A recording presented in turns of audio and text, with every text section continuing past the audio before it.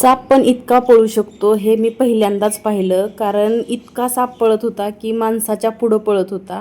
आणि आपण म्हणतो की साप आल्यानंतर आपण पळून जाऊ, साप आपल्यापर्यंत पोहोचू शकत नाही. हे सरासर खोटं आहे हे मला आता कळालं. सापाचं स्पीड आहे ना खूप जास्त असतं पळण्यासाठी. तर आमच्या शेतात साप निघाला होता आणि हा मेथी घास आहे आणि ह्या मेथी घासाला पाणी दिलं होतं आणि ह्याच्यात आहे ना खूप जास्त थंडावा वाटतो, म्हणून उन्हाळ्याच्या दिवसांमुळे आहे ना साप निघतात आहे. तर एकच साप सारखा सारखा आमच्या घराच्या अवतीभोवतीच फिरतोय. एक दिवशी तर सिड्यांपर्यंत आला. आणि लहान मुलं आहेत, भावाची मुलं आहेत दोन्ही.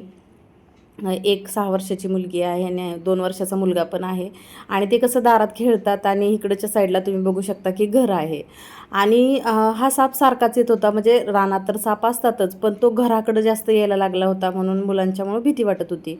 मग सर्पमित्राला बोलवलं आणि तोपर्यंत फौजी थांबले होते त्या सापावर लक्ष ठेवण्यासाठी, की साप कुठं जातोय कुठं नाही जाते. कारण सर्पमित्र येईपर्यंत साप कुठं गेला ते कळाला नसता म्हणून. त्याच्यानंतर तो साप मेथी घासातून निघाला आणि जे ढेकळं दिसतात ते बघा तिकडं पळायला लागला. आणि ह्याच्यात मेन रोल जो होता ना, आमची स्वीटी आहे, आमचं डॉग बघा स्वीटी, हिने आहे ना शेवटपर्यंत सापाला पळून दिलं नाही, जाऊ दिलं नाही लांब. इतकं आडवं आडवं पळत होती ना. फौजींचं असं म्हणणं होतं दुसऱ्या जर शेतात हा साप गेला तर सापडणार नाही, म्हणून फौजी पण पळत होते तिकडून सापाने जाऊ नये म्हणून माघारी घेऊन येत होते बघा तुम्ही. आणि स्वीटी बघा शेवटपर्यंत त्याच्या पाठीमागच होती, तिनं बिलकुल जाऊन दिलं नाही. फौजी पण होते पलीकडच्या साईडनं आणि ढेकळा असल्यामुळे ह्याच्यात पळताच येत नव्हतं. आणि मग तो साप तुम्ही बघू शकता आत्ताशी दिसला. आणि मी तर आहे तुम्हाला सांगते साडी घातली होती आणि ह्या ढेकळातनं पळता पण येत नव्हतं. पण ह्या व्हिडिओच्या चक्करमध्ये मी आज इतकं ढेकळातनं चालले, इतकी पळाले ना काय सांगू.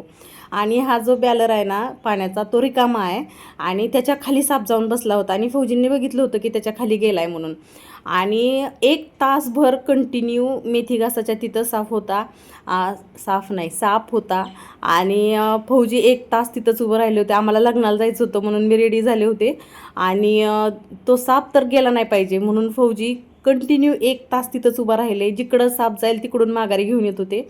आणि नंतर हा माझा भाऊच आहे, साप पकडायला आला होता. आणि तुम्ही बघू शकता साप किती जास्त चंचल आहे. एका जागेवर म्हणजे तो पकडूनच देत नव्हता त्याला, इतका जास्त हालत होता साप. आणि जे ठिकं ठेवलं होतं, पोतं ठेवलं होतं त्याच्यात जाण्यासाठी, तर तो त्याच्यात जातच नव्हता.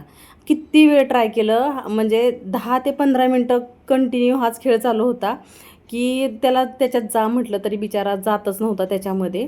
आणि कसलाही साप असला तरी चावण्याच्या भीतीनं माणूस इतकं पुढं जातच नाही. तरी पण त्याला मी म्हणजे रिक्वेस्ट करून बोलवलं होतं, ये ना. तो साप पकडतो खरं तर, पण कुणालाही भीती वाटतेच ना सापासाठी. तर फौजी म्हणत होते मी पकडतो, राहू द्या. तर मी फौजींना म्हटलं आपण कधी काय असं साप कधी पकडलेला नाही आहे, त्यामुळे तुम्ही असं काय पुढं जाऊ नका. पण आमचे फौजी शेवटपर्यंत त्या सापाच्या तिथंच उभे होते. आणि मी तर माझ्या भावाला म्हणत होते साप काही सोडू नको बाबा, काही झालं तरी साप सोडू नको, कारण मला पळता येत नाही, जर माझ्याकडे आला तर बघ काय खरंच नाही, असं मी त्याला म्हणत होते. आणि तो हसत पण होता, म्हणत होता एकदा पकडल्यावर सोडतो का. आता मी म्हटलं नाही बाबा, तो खूप जास्त पळतोय म्हणून तू सोडूच नको म्हणून. आणि मग काय झालं होतं, ते ठिकं पण आहे ना उन्हामुळं गरम होत होतं. कारण 10 ते 15 मिनटात ठिकं गरम होणारच. आणि तो ठिकं गरम असल्यामुळं साप आहे ना त्याच्यामध्ये जातच नव्हता. आणि एका हातात काठी होती, त्याच्याकडे दुसरं काही नव्हतं पण त्याला पकडण्यासाठी सापाला.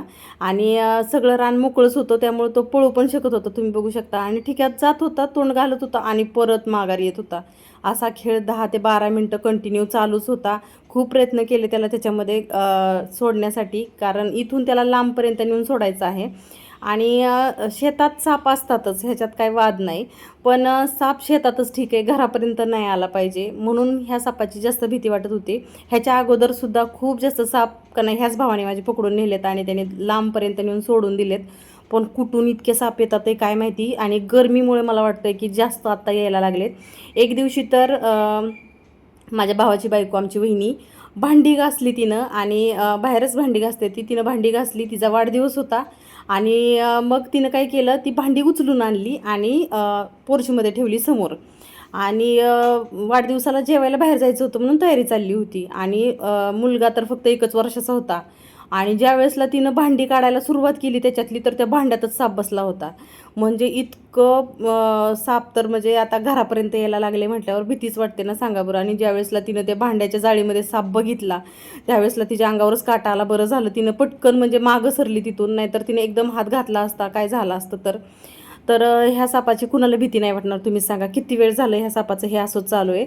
आणि आम्हाला लग्नाला जायचं होतं आणि फौजींना इस्त्रीची कपडे नाही मिळाली आणि म्हणून ते म्हणत होते मी आता काय करू काय करू, म्हणून त्यांनी रेडी नव्हते झाले आणि लास्टला हा साप पकडला गेला, तुम्ही बघू शकता. आणि इतकं ऊन लागत होतं आणि सापालासुद्धा इतकं म्हणजे ती जमीन पोळत असेल, भाजत असेल, पण तरीसुद्धा साप इतका जोरात पळत होता. आणि आयुष्यात पहिल्यांदा मी पण सापाच्या मागं इतकं पळाले असेल. साप बघून सगळे घाबरून लांब पळून जातात, पण मी व्हिडिओ काढण्यासाठी सापाच्या मागं आज पळत होते. फौजी पुढं, स्वीटी मागं आणि त्यांच्या मागं होते. सगळे घरातले लांब उभे होते, पण मी फौजी आणि स्वीटी कायम सापाच्या बरोबरच होतो. आजसाठी इतकं.